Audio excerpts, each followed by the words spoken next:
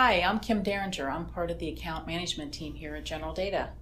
Barcode labels are typically printed using either thermal transfer or direct thermal printing technology. That sure sound familiar. What's the difference? When should you use one versus the other? Let's take a look. To begin, let's talk about what they have in common. Both thermal transfer and direct thermal use heat as the activator to transfer an image onto the label.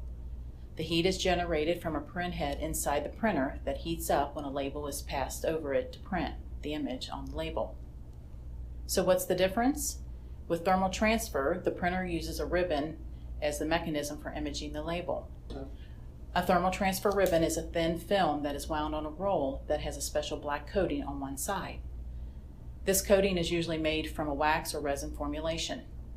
During thermal transfer printing, the ribbon is ran between the label and the print head, with the coating side of the ribbon facing the label. As the ribbon and label pass over the print head, the heat from the print head heats up the ribbon's coating and is transferred from the ribbon to the surface of the label. So when you look at a thermal transfer printed label, the printing on that label came from the coating that was on the thermal transfer ribbon. Direct thermal printing is a simpler method of printing. First, you need direct thermal labels. These have a special coating on the surface of the label that enables them to be printed using this method. For direct thermal printing, no ribbon is needed. The labels come in direct contact with the print head, and the print head heats up the special coating on the label to produce the printed image. Again, no ribbon is needed to print direct thermal labels. Why would you choose thermal transfer printing?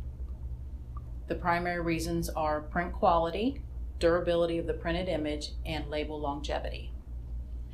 Thermal transfer ribbons come in a variety of formulations, from simple everyday printing to harsh environments, able to withstand exposure to chemicals and solvents, for example. Generally speaking, thermal transfer labels will last longer and be able to withstand moisture, abrasion, and exposure to UV better than direct thermal labels. Direct thermal labels are a great choice when the labels are used in controlled environments for simpler applications that have a short lifespan.